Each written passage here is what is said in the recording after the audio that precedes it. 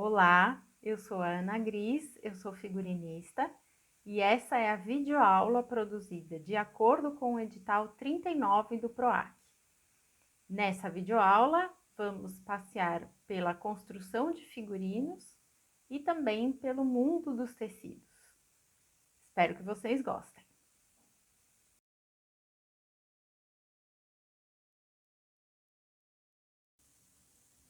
Para dar início, eu gostaria de trazer a diferença entre figurino e fantasia, que muita gente ainda se confunde.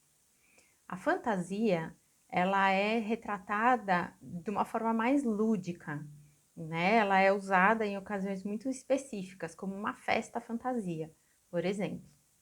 Já o figurino, ele é construído, né? Ele é criado junto com a criação do personagem, que acompanha todo o desenvolvimento. E ele pode ser considerado também como um traje de cena, ou seja, aquela roupa, né, aquele vestuário que os atores e atrizes utilizam enquanto estão interpretando determinado personagem. Então, é um traje de cena, também pode ser chamado o figurino, certo? Dito isso, agora eu vou falar para vocês sobre o processo de criação e desenvolvimento de um figurino. Cada profissional tem o seu método, né? Tem o seu jeito de fazer. Aqui eu vou falar sobre como eu faço. Eu gosto muito de ter acesso ao texto das montagens. Não importa qual seja ela. Pode ser uma peça de teatro, pode ser uma performance, pode ser uma dança, se tiver texto, né? Enfim, ao roteiro. Eu gosto de ter acesso ao que foi já criado, pensado, desenvolvido. Isso facilita muito a construção, né? Colabora com as ideias, você pode se inspirar nas ideias dos outros, enfim, fazer um trabalho coletivo muito melhor. Eu gosto também de conversar com toda a equipe envolvida, desde o cenógrafo, o diretor, os atores, bailarinos, enfim, eu gosto de conversar com todo mundo para sentir como que está sendo o processo para eles também. Isso faz parte, né? E eu acho que é uma coisa muito legal, muito importante para ter na hora de desenvolver um figurino, porque você tem que escutar, eu gosto de escutar as pessoas, né, de ver o que elas estão pensando a respeito daquela montagem. Então, para mim, é uma parte muito importante esse diálogo com todo mundo que estiver envolvido na produção. Depois do bate-papo com a equipe, eu gosto de assistir os ensaios, mesmo que seja no comecinho ainda, que não tenha muita cena levantada ou que ainda não esteja muito desenvolvido. Para mim, acompanhar esse processo é uma coisa muito importante, assim como conversar com a equipe. Depois de tudo isso, é hora de fazer a pesquisa de referência. Cor, textura, tipo de tecido, modelagem, acessório, tudo o que eu achar que é importante para aqueles figurinos, essa é a hora de coletar essas informações. Uma vez coletadas, eu, Ana, gosto de montar painéis de referência para cada personagem. Então, fica uma coisa visual que eu acho que facilita muito a compreensão de quem olhar, quem bater o olho, já vai conseguir entender por onde foi a minha pesquisa, por qual caminho que eu percorri da pesquisa para o figurino. Então, fora que fica um resultado muito bonito também, esteticamente, para compor o processo criativo daquele espetáculo, enfim, daquela montagem. Então, eu gosto muito de montar esses painéis, porque eu acho que fica muito legal, além de ser muito prático. Mas eu tenho que ser a pessoa a dizer para vocês que temos que exercitar o desapego, porque não é tudo que a gente levantou nesse momento primeiro que vai chegar até o final da produção. Então, muita coisa vai cair, outras coisas vão entrar, então a gente precisa exercitar o desapego e a criatividade, porque uma coisa pode ser transformada no meio do caminho, uma ideia original pode ser modificada e aparecer depois no final da produção.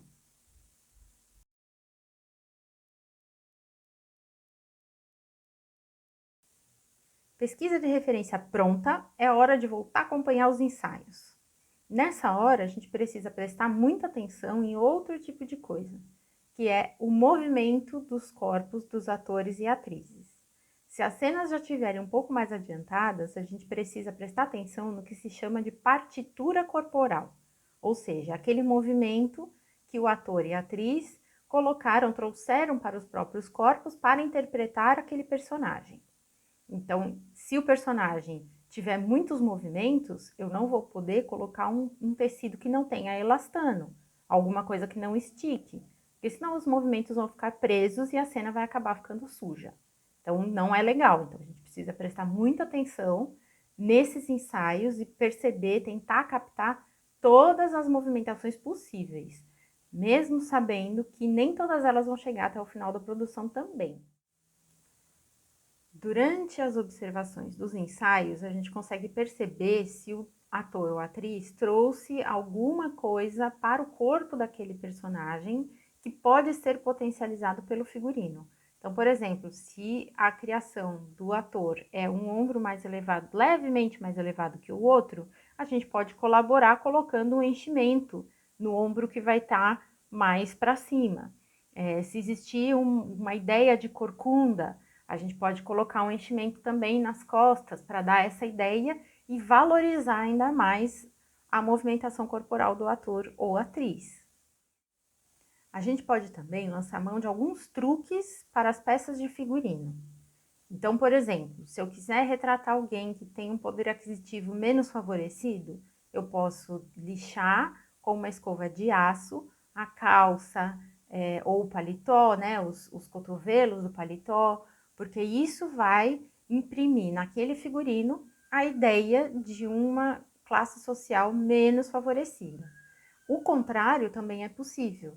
Então, quando o tecido está impecável, quando tem alguma coloração que retrata a riqueza, nobreza, tipo dourado ou cores firmes da peça de figurino, isso acaba imprimindo naquele figurino a ideia de um padrão social, né, um padrão financeiro um pouco mais elevado.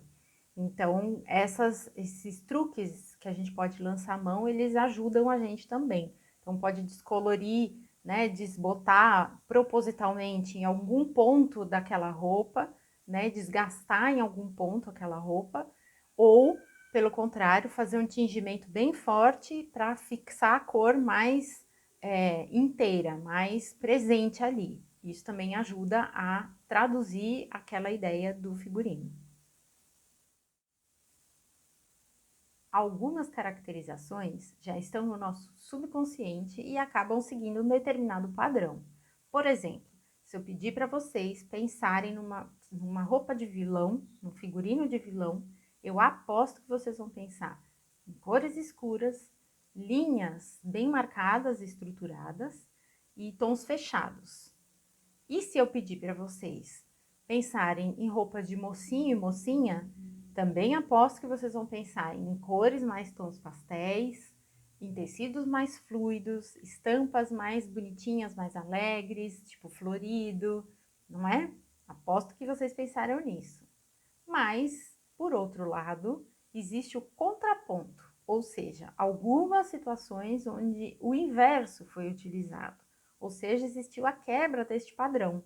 Por exemplo, se vocês assistiram Crônicas de Nárnia, existe a Feiticeira Branca, que era super malvada, uma vilãzona de marca maior, e ela era inteira vestida de branco. Para os fãs de Harry Potter, a professora Dolores, ela usava cor de rosa, e ela era uma das vilãs do filme. E o que é interessante também observar é que quanto maior o nível de maldade, mais forte o tom de rosa que ela usava. E para quem é fã de novela, a gente não pode esquecer de mencionar a Carminha, que estava sempre, ou na grande maioria das vezes, vestida de tons mais claros. E era uma coisa aquela vilã, né? Outro ponto interessante para a gente trazer para o nosso figurino é a dualidade. Ou seja, vamos citar um exemplo. Se existe um personagem que ele é meio ranzinza no começo da trama e com o passar da história acaba se tornando uma pessoa mais humana, mais divertida, mais alegre, por que não trazer essa informação desde o início da trama no figurino? Então, por exemplo, a gente pode colocar, supondo, um paletó preto ou marrom bem escuro e dentro dele um forro colorido, ou de repente uma meia colorida por baixo de uma calça escura. Conforme o ator vai se movimentando, algumas informações dessa cor, dessa parte divertida, vão comunicar que pode ter uma mudança aí na trama. Eu acho isso muito interessante. Então, aquela pontinha do forro que aparece, ou aquela meia colorida divertida que aparece, já comunica muita coisa mesmo. Por falar em comunica muita coisa, eu não posso deixar de trazer para vocês a diferença entre figurino para palco de teatro e figurino para tela, para vídeo. No palco, no teatro, a gente tem várias fileiras. A que fica mais próxima do palco e a que fica mais distante. Então, a comunicação precisa alcançar as pessoas que estão na fileira lá atrás, lá no fundo do teatro, né, na plateia. Então, se a gente for fazer um detalhezinho muito pequenininho no figurino, só quem está na primeira fileira vai conseguir enxergar. Então, essa comunicação necessita chegar até a pessoa que está lá na última fileira do teatro, certo? Então, sempre a gente vai pensar que figurino de teatro, figurino para palco, precisa ser exagerado, guardadas as devidas proporções. Então, por exemplo, se eu for fazer um puído numa calça, eu não vou conseguir fazer, não vou poder fazer um puído muito pequenininho. Eu preciso exagerar naquele puído para que a comunicação daquele rasgo, daquele machucado na roupa, chegue até a pessoa que está lá no final, na última fileira da plateia. Já para o figurino de vídeo, de tela, é o inverso. Então, o menor sinal de um pelinho grudado na blusa, ou de um buraquinho na camiseta, ou enfim, uma sujeira na calça, vai ficar enorme na tela. Então, a gente precisa tomar muito cuidado, prestar muita atenção para não fazer com que isso aconteça, porque um buraquinho na camiseta já vira um buracão na tela. Então, precisamos tomar muito cuidado, prestar muita atenção, certo? Agora eu vou falar sobre as parcerias, e uma das mais importantes é com a equipe de costura. É necessário dialogar da melhor forma possível com a equipe. Então, a ideia do nosso figurino precisa chegar nas pessoas de alguma maneira, mesmo que o nosso desenho não seja lá tão legal. O que é preciso ter é sintonia. Então, comunicação, sintonia e fazer com que a ideia chegue, porque assim o figurino vai ser executado da melhor forma possível. Uma vez iniciada a confecção dos figurinos, é hora de fazer quantas provas forem possíveis. E nessa hora eu não estou falando só de ajuste de barra, de pence, não só isso. Estou dizendo da prova do figurino em ação. Porque tudo que tiver que dar errado, é melhor que dê errado antes da semana de estreia. Porque aí temos tempo suficiente para conseguir consertar e ajustar, fazer apliques, enfim, coisas que sejam alterações necessárias para aquele figurino funcionar da melhor forma possível na cena. Estamos chegando ao final do primeiro bloco e antes de passar para o segundo, eu preciso falar sobre inspiração.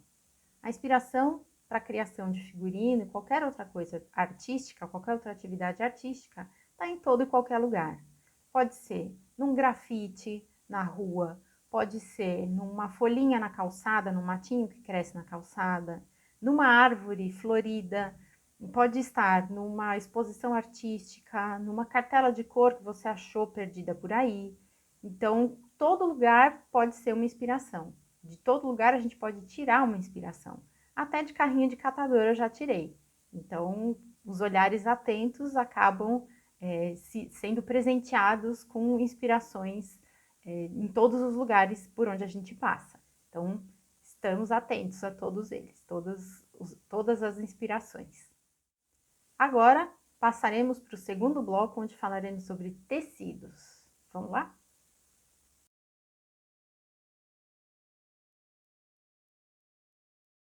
Agora eu vou trazer para vocês algumas informações simples, mas que podem auxiliar na hora da escolha do tecido para fazer o figurino. Existem basicamente dois tipos de tecido, que é o tecido plano e a malharia. O tecido plano, para simplificar a compreensão, é aquele que não estica, exceto quando tem elastano na sua composição, que é o chamado stretch. O tecido plano, ele é o mais antigo do mundo. Ele existe desde quando a gente se conhece por gente, ou até antes. Quer ver?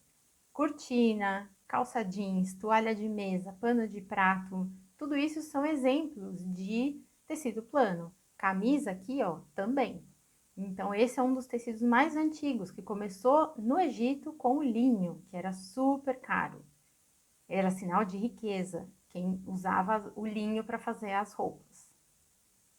Já a malharia, ela é mais maleável, ela é mais flexível, ela estica super, mas também ela deforma mais facilmente com o passar do tempo ou com a frequência de uso daquela peça. Então, a gente precisa ficar um pouco atento para ver que tipo de malha a gente vai escolher para usar naquele figurino. Agora, alguns nomes de tecido plano para vocês procurarem aí nas lojas.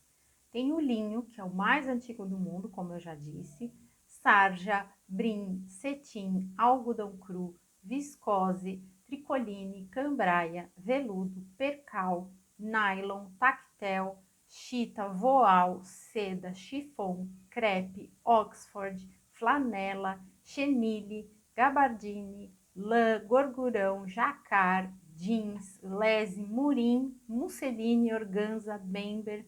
Nossa, são muitos mesmo. Agora alguns nomes de tecido de malharia para vocês procurarem também nas lojas de tecido. Elanca, moletom, tule de lycra, cotton lycra, viscolaicra, two-way, lamê, lurex, malha canelada, malha dry fit, liganete, malha PV, malha piquê, que é aquela da camiseta polo, suede e tricô. Agora eu vou falar sobre a matéria-prima dos tecidos, de forma simples e objetiva. Basicamente, existem dois tipos de fibra, as fibras naturais e as fibras sintéticas. As fibras naturais, como o próprio nome já diz, elas são encontradas na natureza. Elas são fibras orgânicas, ou seja, podem vir de uma árvore, por exemplo, ou de algum tipo de animal. As fibras naturais, elas deixam a nossa pele respirar, e por esse motivo, elas não absorvem tanto os odores do nosso corpo. Mas caso isso aconteça, é só lavar que ela já elimina os odores. Elas são consideradas térmicas, ou seja, não esquentam demais quando tá calor e também não te deixam passar frio quando a temperatura cai um pouquinho. Alguns exemplos de fibras naturais: o algodão, que a gente já conhece, o linho, rami, juta, sisal, cânhamo e coco, fibra de coco, sim, existe. E também agora as naturais, só que animais, que são basicamente a lã e a seda. As fibras sintéticas são produzidas de forma artificial e têm origem em diversos materiais, inclusive garrafas PET. Elas são recicladas, transformadas num fio muito fininho e são utilizadas na confecção de malha para fazer as camisetas. Dá uma procurada nisso, malha PET. Essas fibras, diferente das fibras naturais, elas esquentam muito mais o nosso corpo, o que causa um suor excessivo. E também o odor fica impregnado na fibra. Então, ela não é a melhor opção para a gente escolher para fazer um figurino onde as pessoas vão se movimentar demais, porque vai ficar fedido. E para tirar esse cheiro, quase impossível. Alguns fabricantes já estão alterando a composição das fibras para fazer com que a pele respire melhor e que o odor não seja tão absorvido por esse material. Então, é um produto um pouco mais caro, mas de repente vale a pena o investimento. Aqui eu tenho alguns nomes de fibra sintética: viscose, acetato, triacetato, modal, ou então poliéster, poliamida, poliacrílica, polipropileno e poliuretano. Tudo isso são fibras sintéticas. Hoje em dia no mercado é muito fácil encontrar tecidos mistos, ou seja, que usam tanto fibras naturais quanto sintéticas na composição do tecido. Essa mistura acaba trazendo uma durabilidade maior por conta da fibra sintética e um conforto também por conta da fibra natural, que deixa a pele respirar. Essa mistura barateia o custo da produção também, ou seja, um tecido misto, ele geralmente é mais barato. Dá uma olhada na composição que está escrita na etiqueta da sua peça de roupa. Eu vou trazer aqui algumas referências, umas fotos de produtos que eu tenho aqui que tem a composição na etiqueta. Dá uma olhada aí.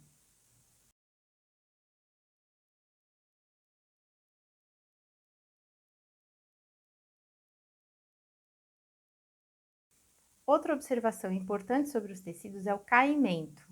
Tudo vai depender do que você quer para o seu figurino. Se você quer uma coisa mais estruturada, o tecido plano é o mais indicado. Se você quer uma coisa mais suave, mais fluida, a malharia é sempre uma boa opção.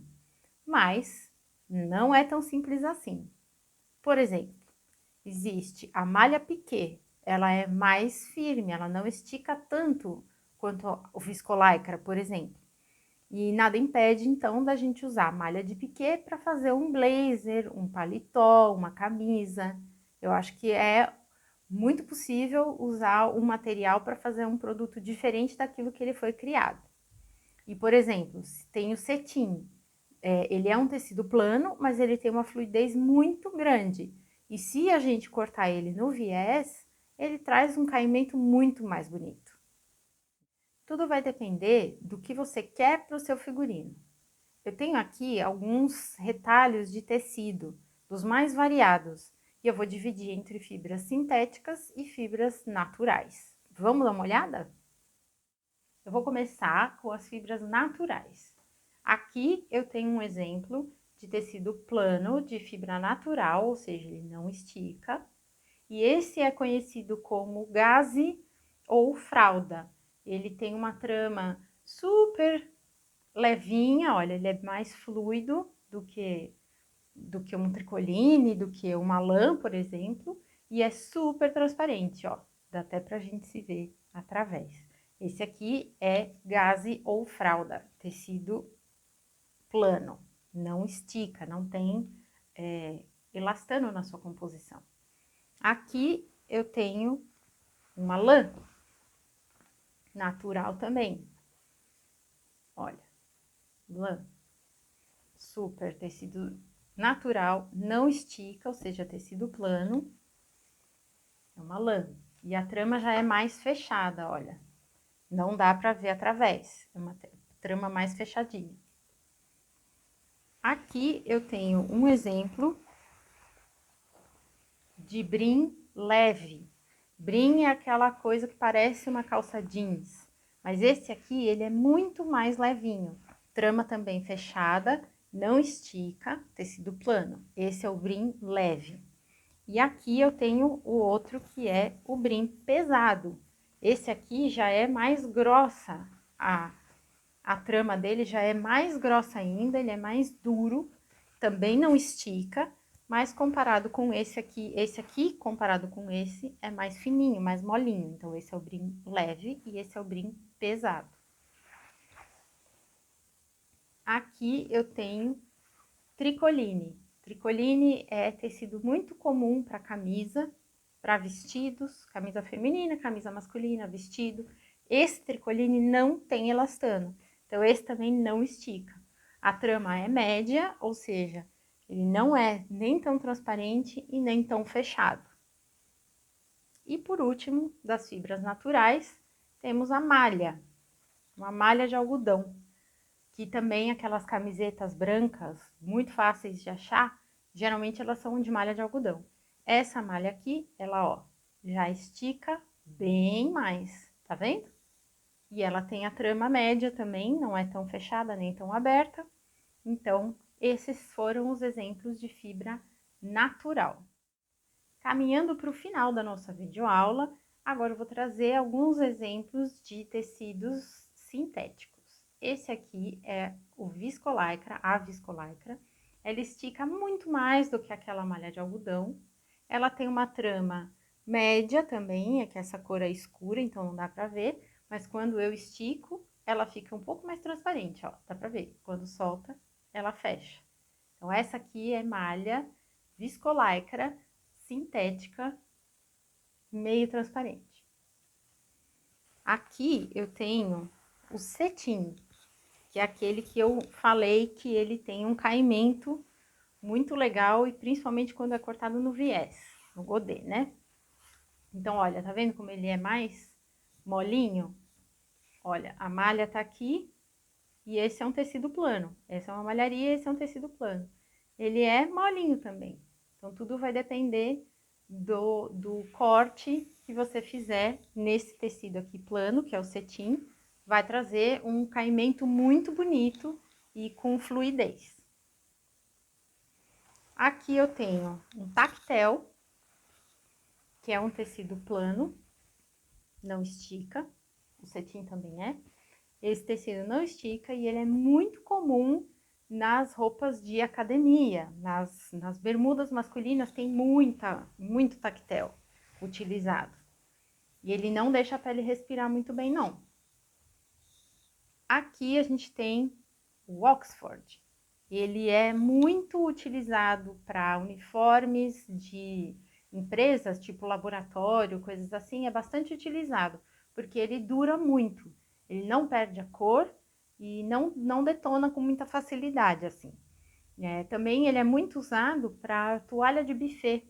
Se você reparar, ele é bem utilizado. Aqui esse é o preto, mas as toalhas de buffet, que geralmente são de outras cores, é bastante utilizado também porque não pega muita mancha, não amassa demais. Então, é um produto que é bem utilizado nessas áreas. Aqui, a chita, que é um dos meus tecidos favoritos. Ele é super sintético. Eu já experimentei colocar ele na água sanitária, ele não desbota, não estica também, ó. Tecido plano. E tem as cores firmes, super firmes. Já experimentei, como eu falei, colocar na água sanitária e nada mudou, nada aconteceu. Ele é meio transparente, ele tem uma trama média, né? E dá para ser utilizado de diversas formas também. Aqui tem o Bember, que é um tecido muito comum nos forros de casaco. Geralmente ele é bem usado para forro de casaco, paletó, enfim. Ele é super sintético, olha, até brilha.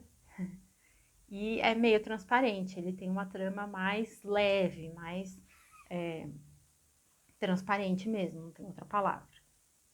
E para terminar nossa sequência de fibras sintéticas, a lycra, que é uma malha super utilizada em decoração de festa, né? Que tem aquela coisa que é bem tensionada e ela estica muito, ó. Por isso que ela é super utilizada em diversas formas. Lycra para biquíni, maiô, né? Roupa de praia é bastante utilizada também. Então, aqui são alguns exemplos só do mundo de tecido que tem por aí. Fica aqui o convite para vocês pesquisarem em alguma loja aí pela sua região o que tem disponível aí. Então é isso, pessoal. Eu sou Ana Gris. Essa foi a minha videoaula sobre figurino e tecidos e eu espero de coração que tenha ajudado vocês de alguma maneira. Agradeço quem assistiu até aqui e a gente se encontra numa próxima oportunidade. Até mais!